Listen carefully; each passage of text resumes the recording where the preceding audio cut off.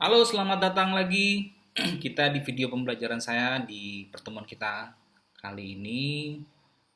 Semoga semuanya dalam keadaan sehat dan tentunya kita selalu terjaga ya dalam kondisi apapun kita tetap diberikan kesehatan khususnya. Baik, di pertemuan kita kali ini saya akan melanjutkan pertemuan mengenai materi berjudul pasar modal ya. Di video sebelumnya saya sudah menceritakan mengenai capital market. Oke, nah sekarang kita akan lebih dalam, khusus fokus ke dalam mempelajari pasar modal. Di dalam mata kuliah bank dan lembaga keuangan, pasar keuangan dan pasar modal ini adalah salah satu indikator terpenting ya untuk mempelajari apa saja bentuk dari lembaga-lembaga keuangan. Nah, ini salah satunya adalah pasar modal. Baik, tanpa panjang lebar lagi, kita akan coba pelajari ya mengenai konsep dari pasar modal. Akan saya coba share untuk materinya.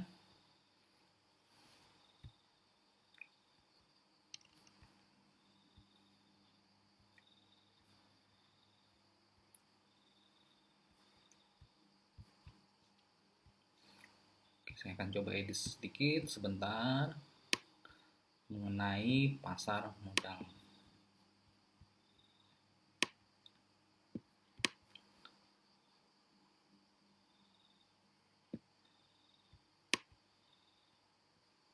Oke, baik. Saya kira suara saya bisa diterima dengan baik ya dan gambar bisa diterima dengan jelas. Kita akan coba memahami apa itu pasar modal atau disebutkan capital market. Memang di dalam um, pemahaman mengenai pasar modal ini kita akan lebih banyak teori ya. Karena di dalam pasar modal itu sama sekali prakteknya tidak ada ya. Pasar modal itu dia hanya pemahaman yang penting bagi kita. Beda kalau kita melakukan transaksi. Seperti kita menghitung bunga, deposito, itu ada bentuk perhitungan uangnya. Nah, kalau pasar modal itu adalah kita hanya sebagai pemilik uang dan kita menyerahkan semuanya kepada orang lain. Nah, seperti kemarin kita belajar mengenai reksadana, ya ada seorang manajer investasi. Nah, pasar modal juga seperti itu. Kita hanya mengetahui pemahaman-pemahaman secara teoritisnya dan implikatifnya di lapangan. Itu yang penting bagi kita. Untuk pemahaman mengenai perhitungan ya, kita tidak fokus di sana karena kita lebih ke teoritis ya, teoritis. Beda kalau kita belajar akuntansinya. Kalau pasar modal nanti ada mata kuliah sendiri, nanti itu ada di akuntansi keuangan. Bagaimana menghitung obligasi, bagaimana menghitung saham. Nah, itu nanti ada di mata kuliah tersendiri. Oke, baik. Tidak apa-apa. Yang terpenting kita paham konsepnya, yang penting kita tahu teoritisnya. Jadi ketika kita diajak berbicara, ketika kita memahami kalimat, nah kemudian kita bisa tahu, oh ternyata seperti ini ya. Oke, baik.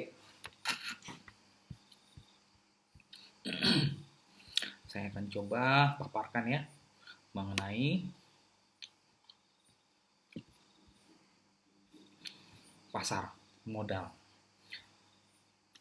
Dikatakan pasar modal ini terbagi menjadi dua, ya ada pasar dan modal tentunya. Nah, pasar kalau secara umum di mana tempat kita bertemu penjual dan pembeli itu secara umumnya ya yang kita ketahui, tempat saling bertukar dan kemudian bertransaksi dan berkumpul. Nah, kemudian ahli ekonomi ini dia mengembangkan lagi istilah pasar ini merujuk pada pembeli dan penjual. Nah, apa bentuk penjualannya dan apa bentuk pembeliannya? Nah, ini berbagai macam alternatif pemahaman ya yang berbeda. Di sini berkembang lagi menjadi adanya pasar perumahan, pasar pakaian bekas, dan pasar seni. Dan kemudian kalau secara bisnis, pasar ini dia mencakup yang namanya disebut dengan pasar produk.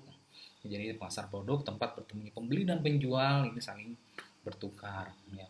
Jadi adanya sesuatu yang dijual. Kemudian ada pasar geografis. Ini pasar Malaysia. Kemudian ada pasar demografis. Ini pasar remaja. Nah ini bentuk-bentuk ya. Nah kemudian ekonomi berkembang modern bergerak dari atas dasar pembagian pekerjaan di mana setiap orang mengkhususkan diri memproduksi sesuatu. Jadi di sini orang akan menuju kepada sumber daya. Misalnya pasar bahan baku, pasar uang, pasar modal, dan sebagainya. Nah, ini disebut dengan ekonomi modern. Dan kemudian akhirnya definisi pasar menurut Philip Kotler, kata kuncinya adalah di sini adalah tempat bertemunya pelanggan potensial yang memiliki kebutuhan atau keinginan ya, yang mau dituruti dan memenuhi kebutuhan atau keinginan tersebut. Nah, ini disebut dengan pasar. Oke, kemudian kita akan coba mengulas lagi ya, sebenarnya capital market kita sudah singgung di pertemuan yang kemarin. Nah, karena ini adalah bagian dari reksadana, tetapi ini akan lebih dalam lagi ya kita mengenai pasar modal. Capital market atau disebut dengan pasar modal. Nah, secara definisinya, secara ilmiahnya dikatakan di sini capital market ini adanya terjadi penawaran umum dan perdagangan efek. Ya, perdagangan efek. Efek itu saham ya, saham perusahaan publik yang berkaitan dengan efek yang diterbitkannya serta lembaga profesi berkaitan dengan efek. Nah, kemudian di dalam pasar modal ini ada pihak yang terkait dengan pasar modal. Yang pertama, tempatnya di mana? Ya, ketika kita memiliki saham, kita melakukan transaksi, kita harus memiliki tempat, namanya disebut dengan bursa efek. Ya, bursa efek. Nah, ini sudah banyak kita ketahui mengenai bursa efek. Nah, ini adalah pihak yang menyelenggarakan dan menyediakan sistem atau sarana untuk mempertemukan penjual dan pembeli. Nah, kemudian ada juga yang disebut dengan anggota bursa efek. Anggota bursa efek ini adalah perantara atau pedagang efek yang telah memperoleh izin usaha. Ini biasanya dilakukan oleh Bapepam dan mempunyai hak untuk mempergunakan sistem atau sarana bursa efek sebagai peraturan bursa efek. Oke, itu anggota bursa efek. Kemudian ada lagi hal-hal yang terkait dengan pasar modal. Nah, kalau tadi pasar uang, ya, pasar modal. Nah, sekarang apa sih yang terkait dengan pasar modal ini? Nah, tentunya kita harus tahu apa yang disebut dengan Biro Administrasi Efek.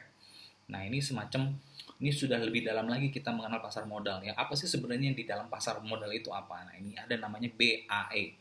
BAE ini teoritis lagi, sebanyak teoritis ya. Jadi pihak yang berdasarkan kontrak dengan emiten melaksanakan pencatatan pemilihan efek dan pembagian hak yang berkaitan dengan efek.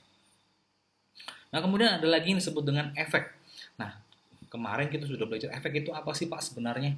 Nah, efek ini adalah surat berharga ya.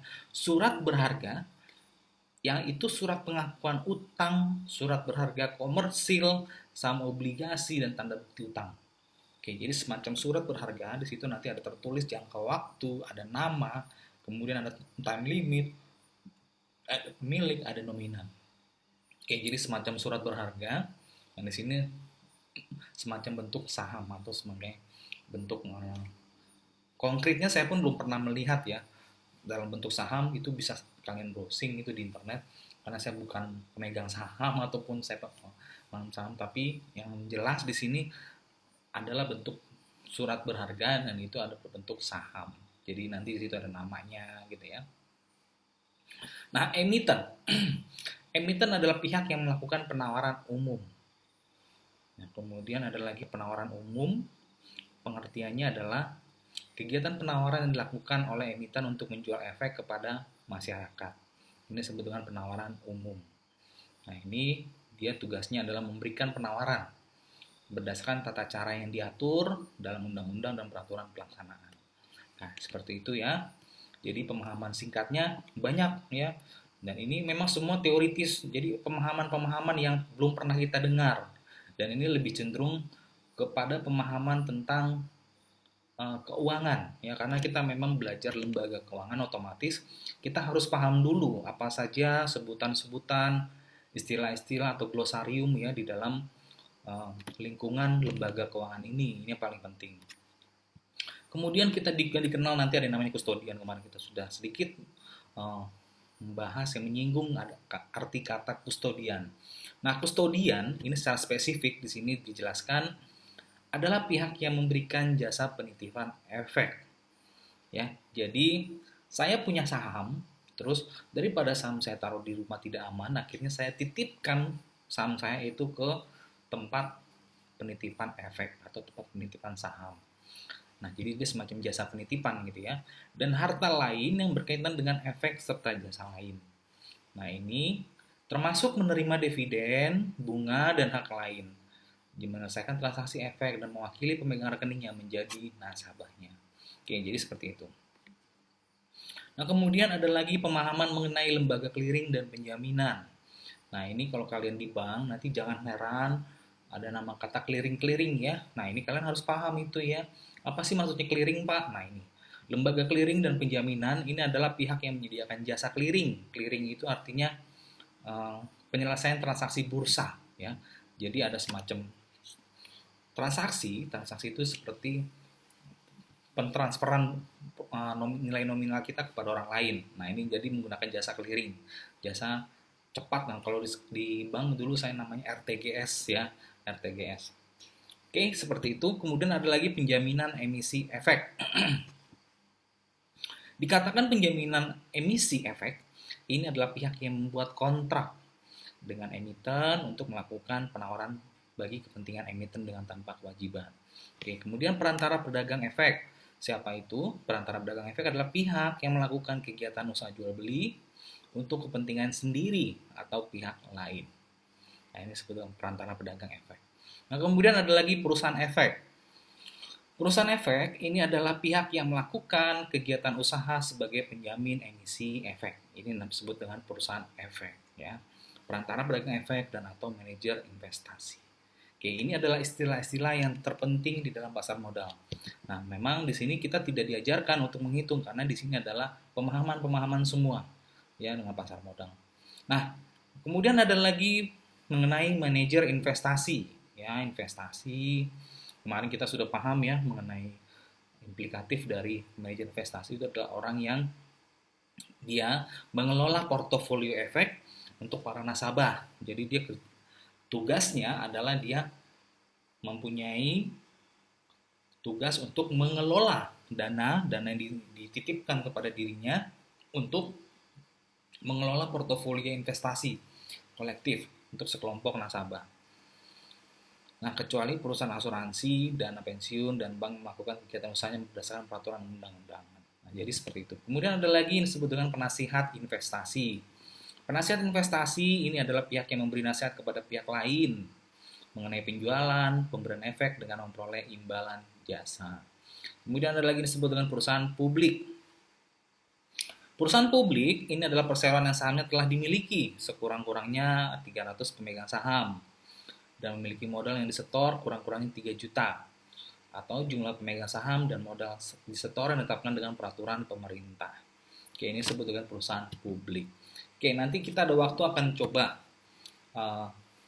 membahas ya mengenai pasar modal. Nanti akan saya berikan contoh ketika kita akan tatap muka ya. Karena ini video, jadi saya akan mencari dulu contoh-contohnya. Jadi ini video ini akan menjadi bahan ajaran sementara kita ya. Nanti kita ketika tatap muka saya jadwalkan karena video ini harus segera dibuat. Jadi kita lebih ke pemahaman lebih dahulu. Nanti saya akan coba mengambil materi-materi mengenai pasar modal supaya kita lebih paham. Oke, kemudian portofolio efek. Portofolio efek ini adalah kumpulan efek yang dimiliki oleh pihak, yaitu orang perorangan, personal bersama atau asosiasi dan sebagainya. Oke, seperti itu. Kemudian hal-hal terkait yang dengan pasar modal, ini ada yang disebut dengan reksadana. Kemarin kita sudah belajar ya, reksadana ini adalah wadah yang dipergunakan untuk menghimpun dana. Kemudian ada unit penyertaan, adalah satuan ukuran yang menunjukkan bagian kepentingan setiap pihak. Kemudian ada lagi yang disebut dengan wali amanat. Nah, ini kemarin kita sudah singgung sedikit. Wali amanat adalah pihak yang mewakili kepentingan pemegang efek yang bersifat utang. Ya.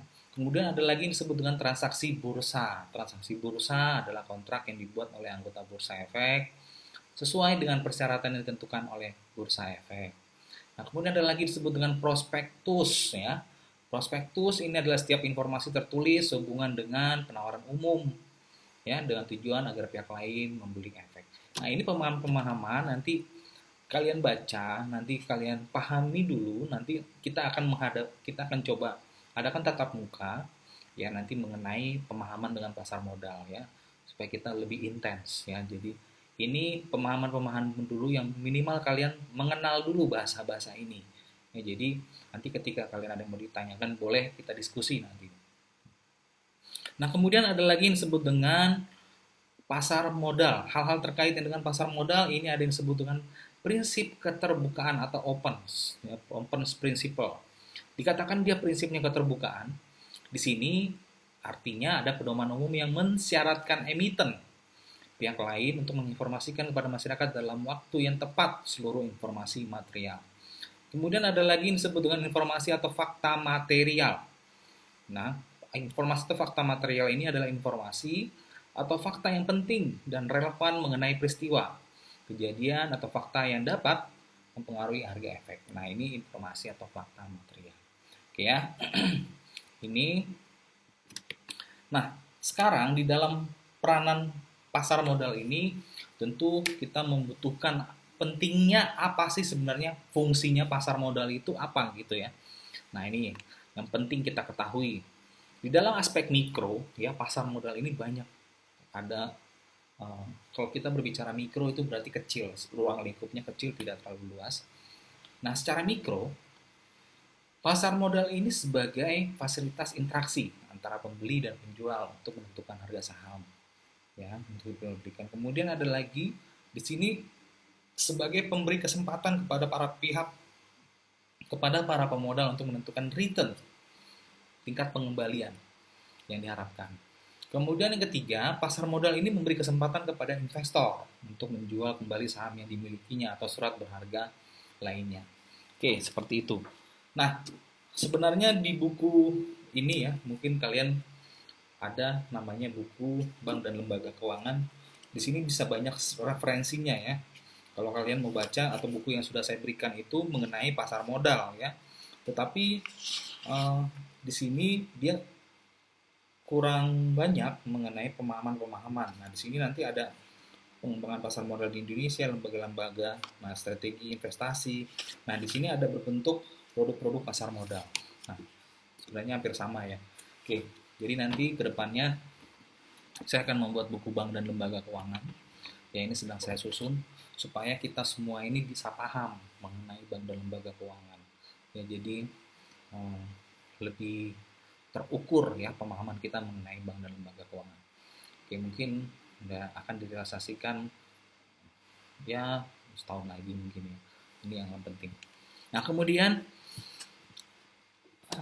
dari aspek mikro yang lain, pasar modal ini dia memberi kesempatan kepada investor untuk menjual kembali saham yang dimilikinya atau surat berharga lainnya. Nah, kemudian peranan yang lain dia memberikan kesempatan kepada masyarakat terus mengurangi biaya informasi dan transaksi surat berharga. Oke, jadi sebenarnya ini lebih membantu kita memiliki uang lebih ya, atau memiliki dana lebih. Gimana caranya supaya uang yang saya pakai ini tentunya bermanfaat. Oke, jadi banyak sebenarnya faktor-faktor yang mempengaruhi di sini, tentunya memberikan keuntungan bagi pemilik modal. Oke, nah kalau tadi dari sisi mikro, nah sekarang kalau dari aspek makronya berarti sudah luas. Kalau secara luas, makro modal pasar modal ini berfungsi yang pertama sebagai fungsi tabungan atau saving function ya. Kemudian yang kedua, kalau sudah berbicara masalah tabungan berarti sebagai simpanan dia ke depan. Ya, jadi dia akan menabung tapi di dalam bentuk investasi. Investasinya dalam bentuk pasar modal. Nah, jadi beda tapi tabungannya ya, bukan tabungan kita biasa nabung di bank, tapi ini tabungannya dalam bentuk surat berharga. Nah, seperti itu ya. Ada namanya saving function. Nah, ketika misalkan dia butuh uang, dia juga harus melakukan penjualan. Nah, penjualan ini dilakukan oleh siapa? Nah, itu tadi manajer investasi. Nah, gitu ya. Nah, kemudian ada lagi fungsi kekayaan atau disebut dengan wealth function. Pasar modal ini berfungsi sebagai aspek makro. Kemudian yang ketiga sebagai fungsi likuiditas, liquidity function. Dan kemudian yang keempat ada fungsi pinjaman atau disebut dengan credit function. Ya, jadi ada credit function.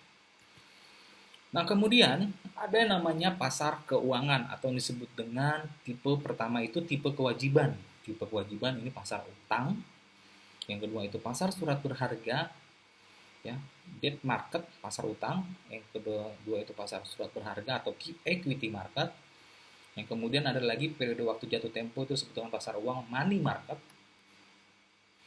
Kemudian ada lagi yang disebut dengan pasar modal atau disebut dengan capital market. Nah, ini pasar keuangan. Pasar keuangan tipenya dibagi-bagi ya, ada pasar utang dan pasar surat berharga. Periode waktu jatuh tempo itu pasar uang dan pasar modal. Nah, kalau kita lihat di sini, pasar modal dan pasar keuangan ini hampir sama ya. Cuma yang membedakan di sini tipe dan periodenya. Tipe kewajibannya pasar utang, waktu jatuh temponya pasar uang. Nah, seperti itu ya. Oke, kemudian jenis pasar modal. Ada berbagai macam jenis pasar modal. Yang pertama ini pasar perdana, pasar sekunder, ya. Kemudian pasar ketiga ini disebut dengan third market. Kemudian pasar keempat itu fourth market. Nah, ini jenis pasar modal. Dan kemudian ada lagi pasar modal ditinjau dari proses transaksi. Pasar modal ditinjau dari proses transaksi yang pertama itu pasar spot atau disebut dengan spot market. Yang kedua pasar futures or forward, ya. Nah, kemudian yang ketiga itu ada pasar opsi. Nah, ini sudah mulai masuk ke istilah keuangan-keuangan semua. Nah, makanya di sini di pasar modal ini kita akan lebih banyak pemahaman-pemahaman yang baru ya. Jadi di sini tidak ada hitung-hitungan, jadi hanya lebih ke teoritis bagaimana apa sih yang dimaksud dengan primary market, secondary market. Nah ini akan dijelaskan banyak sekali mengenai pemahaman-pemahaman yang baru kita kenal ya. Oke. Mungkin kalau di komputer akuntansi ini sudah familiar, ada sebagian sudah familiar karena mereka belajar mengenai akuntansi dan belajar mengenai akuntansi keuangan ya. Oke. Pasar modal ya, di sini pemain utamanya siapa sih sebenarnya? Adalah perusahaan yang melakukan penjualan atau disebut dengan emiten. Nah, ini pembeli atau pemodal yang disebut dengan investor. Nah, disinilah pemainnya itu sebenarnya orang-orang ini. Oke, kemudian tujuan emiten memperoleh dana dari pasar modal antara lain yang pertama, apa sih tujuan emiten memperoleh dana sebenarnya? Ya, ini harus kita ketahui tujuan mereka untuk memperoleh dana dari pasar modal untuk apa. Pertama itu dia untuk melakukan perluasan usaha, untuk mengembangkan usahanya. Nah, mengembangkan usahanya ini bisa dalam bentuk pasar, kapasitas produksi. Nah, kemudian yang kedua ada perbaikan struktur modal, ya, ada perbaikan struktur modal. Nah, di sini tujuan emiten. Kemudian ada pengalihan pemegang saham. Nah, ini memperoleh dana dari pasar modal tujuan untuk pengalihan pemegang saham. Dan kemudian ada tujuan investor dalam pasar modal antara lain dia untuk memperoleh dividen. Ya. Kemudian kepemilikan perusahaan, kemudian dilakukan untuk berdagang. Nah, tujuan investor dia melakukan pasar modal kenapa? Kenapa dia harus di pasar modal ya? Pertama dia akan memperoleh keuntungan. Keuntungan itu disebut dengan dividen ya. Kalau kita misalkan punya perusahaan, saya pemegang saham. Nah, keuntungan satu perusahaan itu dibagi dalam bentuk namanya dividen ya, bukan uang cash dibagi-bagi gitu, tidak. Jadi namanya keuntungan. Nah, dividen itu ada namanya bentuk dividen yang ditahan atau return earning atau disebut dengan laba yang ditahan. Nah, dividen yang dibagikan itu dibagi pada saat akhir tahun biasanya. Itu dibagi berdasarkan tingkat persentase kepemilikan sahamnya. Nah, itulah yang disebut dengan memperoleh dividen ya. Kemudian kepemilikan perusahaan, berdagang. Nah, ini. Oke, sekarang kita coba lihat. Ini ada skema tentang instrumen pasar modal. Nah, transaksi yang ada di pasar modal ini dibagi menjadi dua. Nah, di dalam buku tadi, yang di buku ya, banyak buku yang sudah mempelajari mengenai ini, pasar modal. Investasi di pasar modal, itu yang pertama, kalau sudah ngomong investasi berarti berbicara masalah sesuatu yang kita investasikan dalam bentuk berharga. Yang pertama itu saham. Saham, kemudian surat utang berjangka. Oke, surat utang berjangka ini dalam bentuk obligasi dan sekuritas lainnya. Oke, seperti itu. Nah, sekuritas lainnya ini dalam bentuk warrant, opsi, dan future. Ya. Warrant, opsi, dan future. Sekuritas lainnya, warrant, opsi, dan future. Oke, selanjutnya. Nah, sekarang kita coba masuk ke saham. Ya, instrumen pasar modal dalam bentuk saham.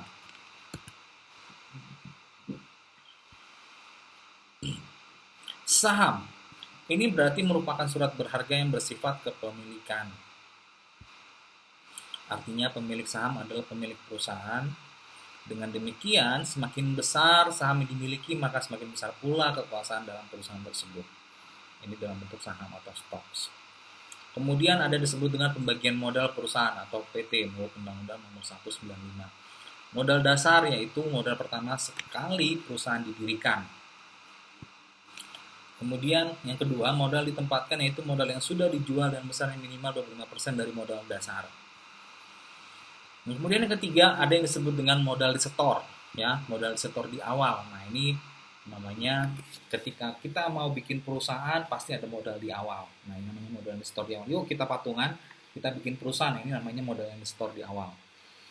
Nah, modal yang benar-benar baru disetor ini besarnya minimal 50% dari modal yang ditempatkan. Nah, ini biasanya 50%. Nah, ini ya. Kemudian saham dalam protapel, yaitu modal yang masih dalam bentuk saham yang belum dijual atau modal dasar dikurangi modal yang ditempatkan. Nah, kalau tadi kita sudah paham mengenai arti saham, ya, saham itu sudah seperti apa. Nah, sekarang kita akan masuk lagi lebih dalam lagi, apa sih sebenarnya saham ini, apa saja jenis-jenis saham. Nah, ini jenis-jenis saham ini dibagi menjadi beberapa. Ada dari segi peralihan, ya, ada saham atas unjuk dan saham atas nama. Kemudian ada dari segi hak tagih, ada common stock dan preferred stock. Nah, ini jenis-jenis saham. Oke, kemudian ada lagi yang berbentuk obligasi atau bonds. Ya, ini berbentuk bonds atau berbentuk obligasi. Nah, pemahaman-pemahaman ini kita harus paham terlebih dahulu, ya.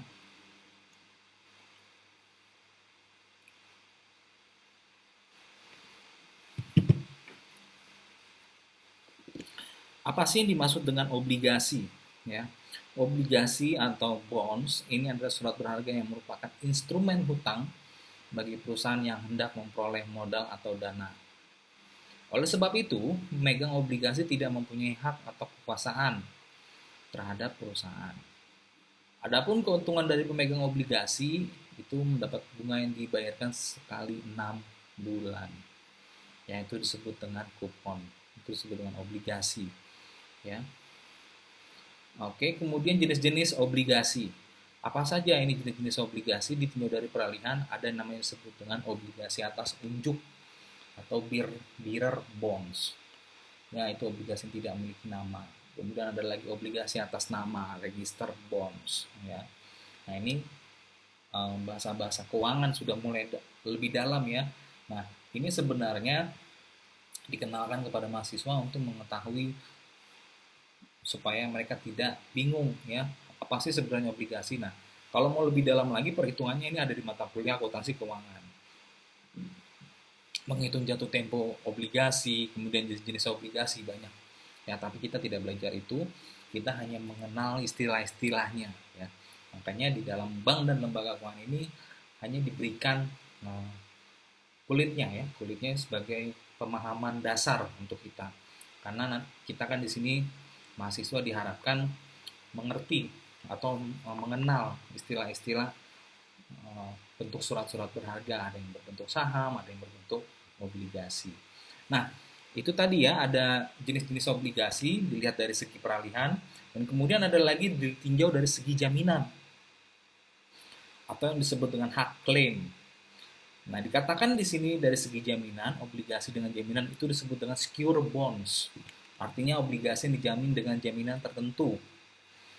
Misalnya mortgage bonds, collateral trust bonds, equipment bonds, guarantee bonds, dan lain sebagainya. Oke ya, itu disebut dengan obligasi dengan jaminan. Dan kemudian ada lagi obligasi tanpa jaminan. Obligasi tanpa jaminan itu obligasi yang diterbitkan hanya berbentuk kepercayaan semata. Nah, ini misalnya debenture bonds, subordinate bonds. Nah, seperti itu, ya. Ini bentuk-bentuk obligasi. Nah, kemudian ada lagi jenis-jenis obligasi yang lain. Ditinjau dari segi penetapan dan pembayaran bunga atau pokok, obligasi dengan bunga tetap, yaitu obligasi memberikan bunga secara tetap setiap periode tertentu. Ini misalnya 15% per tahun. Kemudian obligasi dengan bunga tidak tetap, ini artinya dikaitkan dengan tingkat suku bunga, dan obligasi tanpa bunga, obligasi tidak memberikan bunga kepada pemegang tersebut. Nah, ditinjau dari segi jatuh tempo, ada yang disebut dengan obligasi jangka pendek, menengah, dan panjang. Nah, ini ya. Kemudian ada lagi ditinjau dari segi penerbit, obligasi pemerintah, dan obligasi swasta. Oke, ini sebenarnya kalian bisa baca ya di buku ya, banyak sekali pemahaman-pemahaman ini. Tetapi tidak apa-apa, di dalam materi ini memang kita akan lebih belajar mengenai definisi-definisi ya. Karena di sini diajarkan mengenai pengetahuan baru ya yang akan kalian terima mengenai pemahaman-pemahaman mengenai lembaga keuangan itu apa. Jadi ada obligasi, ada saham ya.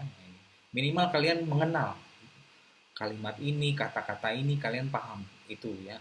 Kalian tidak disuruh untuk menghitung obligasi, tidak, karena di mata kuliah bank lembaga keuangan ini kita hanya berfokus kepada pengenalan mengenai pemahaman tentang bank, kemudian pemahaman tentang lembaga keuangan, dan tujuannya adalah sebagai tujuan instruksional ya, instruksional supaya kita lebih paham, bukan untuk menghitung. Beda kalau kalian nanti masuk ke dalam mata kuliah akuntansi keuangan. Nah, kalau akuntansi keuangan ya memang nanti kalian tujuan akhirnya adalah membuat laporan keuangan, dan otomatis obligasi, saham itu harus kalian hitung ya.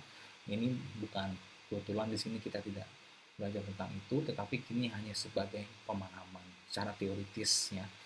Oke, baik. Selanjutnya, kemarin atau saya juga pernah bahasnya di dalam reksadana kalau nggak salah. Siapa sih yang mengatur pasar modal ini ya? Ada namanya B. Sekarang itu sebenarnya sudah ganti ya, bukan Badan Pengawasan Pasar Modal, sudah diganti dengan BKPM ya, karena peraturan pemerintah itu selalu berganti ya. Jadi sekarang itu diganti dengan, dulunya memang betul Badan Pengawas Pasar Modal, Bapepam. Sekarang itu sekarang sudah diganti dengan Badan Koordinasi Pasar Modal. Itu semua dari Jakarta ya. Nah, pemahaman yang penting yang perlu kalian ketahui, apa sih tugas fungsinya badan ini ya. Nah, yang pasti di sini ada kata pengawas ya. Pengawas berarti dia membina, mengatur dan mengawas pasar modal. Nah, untuk melaksanakan ketentuan ini maka Bapepam dia memiliki wewenang ya. Dia punya legalitas, dia punya otorisasi. Otoritas apa ya otoritasnya? Yang pertama, dia harus bisa memberikan izin kepada bursa efek ya, bursa efek, lembaga clearing dan penjamin, lembaga penyimpanan, kemudian reksadana, perusahaan efek, penasihat investasi, dan biro administrasi efek. Oke, itu ya. Itu dulu satu poin yang perlu kita pahami. Jadi dia memberikan izin intinya. Kemudian yang kedua, dia memberikan izin orang perorangan ya, bagi wakil penjamin emisi efek, wakil perantara pedagang efek, dan wakil manajer investasi. Dan kemudian yang ketiga, dia memberi persetujuan bagi bank kastodian. Oke, seperti itu. Nah, dari sini kita akan melihat untuk melaksanakan ketentuan tadi ya, maka Bapepam dia memiliki wewenang lanjutannya apa saja. Nah, dia tuh harus mewajibkan pendaftaran profesi penunjang pasar modal dan wali amanat. Ya, kemarin kalau nggak salah juga saya sudah singgung ya. Profesi penunjang pasar modal ini ada asosiasinya sendiri pemegang pasar modal. Nah, ini biasanya sertifikasi ya. Jadi mereka memiliki landasan, ada keprofesionalan yang dimiliki dalam setiap orang untuk melakukan transaksi pasar modal. Jadi nggak sembarangan ya. Ini gelarnya kalau nggak salah WARP, kalau nggak salah ya, risk profesional apa gitu ya. Nah ini, dan ada wali amanat. Nah ini mereka memang orang-orang yang sudah dilatih untuk menghitung dan melakukan ini ya, analisa portofolio dana. Nah jadi mereka memang nanti akan mendapatkan tugas mengolah dana yang sudah dipercayakan kepada investor, kepada mereka untuk membuat suatu portofolio dana. Kira-kira nanti kalau dana, kan yang pegang saham ini banyak ya, misalkan saham PT Gudang Garam nih. PT Gudang Garam kan yang punya itu bukan cuma satu, ratusan orang ya. Nah, makanya tukang beca pun bisa punya saham.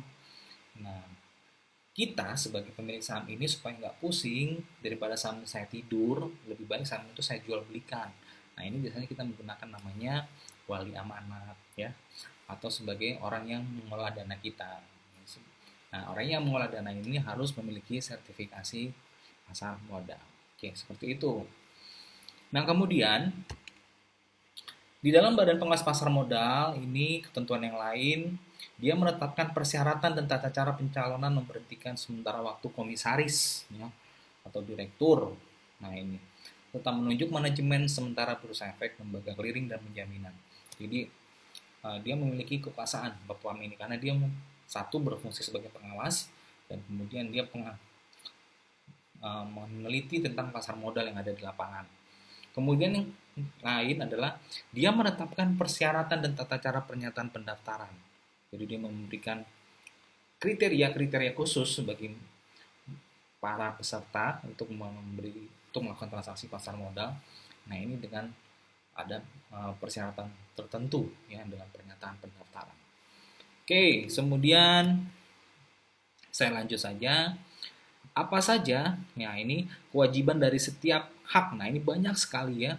Untuk melaksanakan kegiatan maka Bapepam dia memiliki wewenang lain ini mewajibkan setiap hak untuk menghentikan atau memperbaiki iklan promosi, mengambil langkah, nah melakukan pemeriksaan terhadap setiap emiten. Nah saya minta kalian untuk baca ya. Kalian tidak minta untuk dihafal, tetapi kalian saya minta untuk dibaca untuk direnungkan. Nah, artinya, oh ternyata memang tugasnya ini ya. Nah ini, jadi kalian mudeng. Jadi kalau kalian misalkan pergi nih ke kantor Bapepam, jadi tidak bertanya-tanya sebenarnya ngapain sih kerja mereka ini. Nah, gitu ya. Jadi memang kalian sudah tahu terlebih dahulu yang ini. Jadi fungsinya kalian paham ya. Jadi tidak perlu kalian menghafal tugasnya, tapi minimal kalian minimal kalian paham tugasnya apa sebenarnya. Nah, itu. Dia melakukan pemeriksaan juga, dia mewajibkan setiap pihak. Kemudian menunjuk pihak lain untuk melakukan pemeriksaan dalam rangka pelaksanaan wewenang. Kemudian dia juga berhak untuk membekukan, ya. Dia membatalkan pencatatan efek bursa atau menghentikan transaksi bursa efek. Nah ini ya, dia juga punya hak ternyata membekukan, ya. Jadi kalau ada yang macam-macam dia bisa langsung memberikan surat perintah untuk membekukan ya terhadap bursa efek itu. Nah kemudian untuk melaksanakan ketentuan di atas maka Bapepam dia berwenang untuk menghentikan kegiatan perdagangan bursa efek. Nah ini adalah wewenang sangat panjang sekali ya, karena memang yang mengatur pasar modal ini ya ini badan ini ya, tidak ada yang lain, cuma ada satu di Indonesia ya. Jadi otoritasnya akan penuh dalam hal pasar modal. Bursa efek itu dipantau terus sama pasar BKPM ini. Jadi kalau ada saham-saham baru yang mau diperjualbelikan, dia akan memantau terus pasar modal ini. Nah, kemudian menetapkan biaya perizinan, persetujuan, pendaftaran, melakukan kegiatan diperlukan untuk mencegah kerugian sebagai akibat pelanggaran. Kemudian menetapkan instrumen lain sebagai efek yang telah ditentukan saat ini, ya seperti itu. Nah, kemudian kita masuk ke bursa efek. Oke, sebelumnya saya mau memberikan pemahaman dulu untuk kalian. Bursa efek yang ada di Indonesia itu dibagi menjadi dua ya. Yang satu itu ada bursa efek Jakarta, dia itu adalah bursa efek untuk tempat menjual beli saham ya. Nah sedangkan ada satu lagi bursa efek Surabaya, ini bentuk pasar modal. Nah ini dua hal yang berbeda ya. Nah ini nanti kalian bisa langsung ke gedung BEJ yang ada di Jakarta, itu gedungnya besar sekali ya. Jadi di situ ada layar besar, di situ ada transaksi-transaksi jenis-jenis saham. Itu saham luar negeri juga ada di sana semua, ya. Jadi saham-saham yang ada di perusahaan-perusahaan besar juga ada di sana semua. Nanti terhitung di situ ada bentuk ini ya apa namanya ini apa papan besar. Nah itu nanti ada saham-saham tertentu, saham luar negeri dan saham semuanya ada di sana. Oke. Tujuan pendirian bursa efek untuk menyelenggarakan perdagangan yang teratur. Nah, bursa efek ini didirikan tentunya dia sudah terizin oleh Bapepam tadi ya. Nah, kemudian yang dapat menjadi pemegang saham bursa efek adalah perusahaan efek yang telah memperoleh izin melakukan kegiatan sebagai perantara pedagang efek. Oke ya.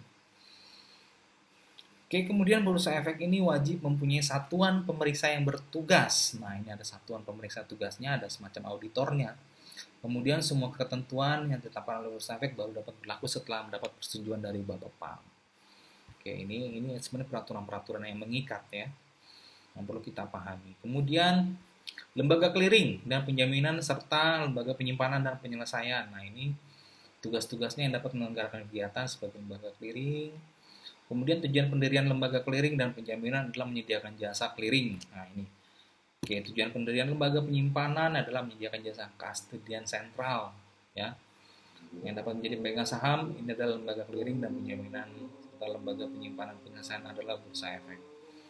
Oke ya, ini banyak sekali. Saya berharap kalian baca dulu ya, nanti ini bisa kita bahas. Nah, reksadana. Reksadana kita sudah spesifik kemarin belajar ya mengenai pemahaman tentang reksadana. Nah, ini ada reksadana dibagi lagi. Ini saya langsung yang belum dibahas saja ya. Kemarin kita sudah fokus di reksadana. Jenis reksadana ada berbentuk perseroan. Ini penerbit reksadana dengan kegiatan usahanya menghimpun dana. Kemudian ada reksadana kontrak investasi kolektif. Nah, ini dengan menerbitkan unit penyertaan. Oke, kemudian ada lagi reksadana yang berbentuk open investment company, ya, reksadana terbuka, dan ada lagi reksadana tertutup. Sepertinya sudah saya bahas ya. Ini kemudian kita ulas lagi saja, nggak apa-apa ya, kita refresh. Reksadana saya penting-pentingnya saja. Ada yang disebut dengan net asset value, kemarin kita sudah belajar ini, sudah menghitung ini nilai aktiva bersih adalah harga wajar portofolio sekarang suatu reksadana dikurangi dengan biaya operasional dibagi jumlah saham per unit pernyataan telah beredar saat itu, ya seperti itu. Nah, ini perbedaan dan persamaan antara reksadana tertutup dan reksadana terbuka. Nah, ini kita bisa lihat sini ya. Kalau tertutup dia pakai nilai nominal, kalau terbuka dia tanpa nilai nominal. Nah, kalau harga saham yang diperdagangkan di sini untuk reksadana tertutup dia pakai harga pasar, ya. Kemudian kalau untuk terbuka dia menggunakan sesuai dengan net asset value, ya. Premium harga di sini dengan premium, kalau reksadana terbuka dia tanpa premium. Oke ya, ini komponen return ada dividen, capital gain dan sistem saham bonus, dan ini ada dividen income, capital gain, distribution dan net change in. Nah, ya. Seperti itu. Kemudian ada lagi pengaruh transaksi dalam jumlah banyak. Ini ada berbagai macam pengaruh transaksi dalam jumlah banyak. Kalau di reksadana tertutup, dia mempengaruhi harga-harga saham karena berdasarkan demand dan supply. Sedangkan terbuka, dia tidak mempengaruhi harga saham. Oke ya, ini kalian bisa baca dan kalian minimal tahu. Nah, ini banyak sekali ininya ya, perbedaan dan persamaannya. Silakan kalian baca ya. Saya minta kalian baca, minimal kalian tahu. Jadi ilmunya tahu gitu ya. Jadi jangan dicuekin aja supaya kalian bisa paham. Nah, ini ciri-ciri perusahaan reksadana, bentuk hukumnya. Nah, ini kemarin kita sudah belajar di sini. Nah, pengelolaan kekayaan, oke, seperti ini. Dia tetap menggunakan manajer investasi. Manfaat dan risiko reksadana. Ini adanya capital gain, dapatkan dividen, biaya rendah, likuiditas terjamin, pengelolaan portofolio. Nah, ini ya. Saya rasa kemarin juga sudah. Nah, sekarang kita coba lihat resikonya ya. Risiko dari reksadana, nah ini berkurangnya nilai unit penyertaan, risiko likuiditas. Nah, jadi kadang-kadang likuiditas ini kan, kalau kita berbicara likuiditas, ini berarti ada rasio likuiditas. Apakah nilai asetnya akan lebih besar daripada nilai utang? Ya. Oke, jadi nanti ada rumus portofolio nilai likuiditas, risiko politik dan ekonomi, aset perusahaan tidak dilindungi, perusahaan dikelola menurut kepentingan, nah seperti itu. Nah, kemudian pedoman perilaku. Pedoman perilaku perusahaan efek atau penasihat investasi wajib. Perusahaan efek menerima dari nasabah. Nah, kemudian di sini ada perusahaan efek atau penasihat investasi dilarang. Oke, seperti itu. Ya, ini tadi sudah ya. Kustodian dan wali amanat. Nah, ini sudah kita singgung tadi ya mengenai kustodian dan wali amanat. Tugasnya apa sih sebenarnya? Nah, wali amanat ini dia meliputi menilai kekayaan emiten, menganalisis kemampuan emiten, bertindak sebagai agen pembayaran dan seterusnya. Oke, seterusnya bentuk penjaminan emisi ada berbentuk full commitment. Nah, penjaminan emisi. Jadi kalau full commitment ini dia mengambil seluruh resiko. Kalau terjadi risikonya terjadi sahamnya itu akan anjlok ya. Nah, ini the full commitment. Jadi obligasi pada atas waktu ditentukan sesuai dengan harga yang penawaran di pasar. Nah, kalau best effort commitment, ini penjamin emisi akan berusaha sebaik mungkin untuk menjual saham atau obligasinya. Nah, standby commitment, ini penjamin emisi akan membeli saham atau obligasi. All or non commitment, ini adalah bentuk yang lain dari obligasi atau penjaminan emisi. Oke, ini pemahaman-pemahaman ya. Nah, ini tadi kemarin kita sudah baca tentang akuntan. Nah, akuntan, kebetulan saya adalah seorang akuntan ya. Akuntan ini adalah satu profesi yang tugasnya adalah ini. Dia membuat laporan keuangan dan dia memberikan opini dalam bentuk laporan keuangan. Jadi kalau misalkan opini itu dibuat ketika misalkan satu perusahaan ingin meminjam uang kepada bank. Nah, dia membutuhkan seorang akuntan untuk menilai atau membuat laporan keuangan dalam periode tertentu. Nah, ini ya. Nah, ini nanti yang dihasilkan nanti ada opininya berbentuk unqualified opinion, qualified opinion, adverse, dan decline opinion. Nah, ini seorang akuntan harus membuat suatu opini di akhirnya. Kemudian ada konsultan hukum, ini memberikan pernyataan tentang keabsahan dokumen, notaris, dan penilai. Oke, seperti itu. Nah, sebelum emisi penawaran umum ya, dia internal perusahaan ini rencananya ke publik, RUPS. Nah, penunjukannya kepada underwriter, profesi penunjang, lembaga penunjang, persiapkan dokumen, dan lain-lain. Oke, penawaran umum yang lain sebelum emisi dia dilakukan oleh Bapak PAM. Di emiten menyampaikan pendaftaran, expose, komentar, tanggapan, lain. Dan akhirnya emisi itu dilakukan oleh pasar primer, penawaran sindikasi, penjatahan kepada modal, pasar sekunder, perdagangan efek, dan sesudah emisi laporan berkala. Oke, jadi saya kira ini panjang lebar mengenai pasar modal. Jadi sudah lebih dalam ya kita masuk dalam pemahaman pasar modal. Jadi begitu banyak mengenai pasar modal. Jadi terutama untuk Bapak PAM tadi ya, fungsi Bapak PAM itu adalah sebagai lembaga negara yang diatur untuk mengawasi, mengendalikan, dan mengontrol mengenai keuangan yang berhubungan dengan pasar modal. Nah, ini sudah jelas sekali, banyak sekali yang kadang-kadang ini membuat kita bingung ya. Nah, yang terpenting dalam materi ini bagi saya adalah kalian minimal membaca dulu ya, membaca, mengenal, dan akhirnya kalian memahami, oh sebenarnya fungsi ini peranannya adalah ini gitu ya. Kemudian apa saja di dalamnya, di sini kan nanti dalam fungsi pasar modal itu terbagi menjadi dua ya. Tadi mungkin sudah saya jelaskan, ada namanya saham dan bentuk obligasi. Obligasi itu apa saja dan saham itu apa saja. Itu yang paling penting. Terus definisi-definisinya ya.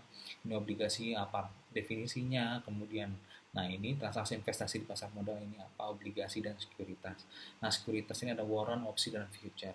Nah, ini ada perhitungan-perhitungan tersendiri. Nah, sebenarnya kalian tidak diajari untuk itu karena ini nanti akan menghitung untuk obligasi ini di mata kuliah akuntansi keuangan ya.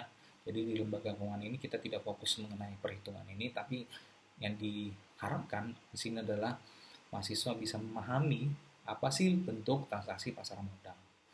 Ya, itu yang penting bagi mata kuliah ini. Oke, untuk pemahaman-pemahaman sudah jelas ya. Sekalian bisa ulang-ulangi lagi setiap kalimat yang sudah saya tulis di sini. Ini saya ambil dari buku supaya kalian mudah membacanya daripada mungkin kalian susah membaca buku dari buku ya. Nah, ini saya buat di dalam bentuk PPT. Baik, saya rasa cukup ya pemahaman untuk pasar modal sudah berkali-kali ya. Kemarin juga kita sudah belajar mengenai reksadana, terus ada menyinggung pasar modal, dan sekarang ini di pertemuan ini kita sudah bahas secara khusus mengenai pasar modal. Saya berharap pasar modal di materi ini bisa semakin paham ya apa sih yang dilakukan transaksi dalam pasar modal ini. Nah, ini terus kemudian tolong diingat ada dua jenis bursa efek yang ada di Indonesia, ada bursa efek Jakarta dan kemudian ada bursa efek Surabaya. Oke ya. Itu saja yang bisa saya berikan. Silakan kalian perluas pengetahuan Anda dengan membaca literasi-literasi yang lain. Kemudian lakukan ini ya, jika ada waktu baca buku-buku atau sumber-sumber yang lain supaya kalian bisa mengenal informasi pengetahuan yang update. Nah, apalagi berhubungan dengan keuangan, ini kan berhubungan dengan regulasi pemerintah. Ya, jadi selalu upayakan dengan mencari pengetahuan-pengetahuan yang terupdate dan terbaru. Baik, kalau tidak ini saya kira cukup sampai di sini ya. Nanti mungkin kalau jika ada pertanyaan kita bisa lakukan pada saat kita video tatap muka ya. Nanti saya juga berharap kita bisa diskusi ya, jadi tidak seperti ini. Jadi ini hanya sebagai pengantar kita dalam mata kuliah full online. Jadi memang saya harus menyampaikan dalam bentuk materi-materi seperti ini supaya kalian bisa memahami dulu apa isi dari setiap pertemuan-pertemuan ini. Nanti kita akan adakan sesi tatap muka dan kita akan lanjut melalui komunikasi melalui WA Group. Baik ya, itu saja yang bisa saya berikan. Semoga ini bermanfaat dan terima kasih untuk kebersamaannya jika Anda masih terus standby menonton video ini. Dan akhir kata saya mengucapkan terima kasih. Wassalamualaikum dan salam sejahtera untuk kita semua.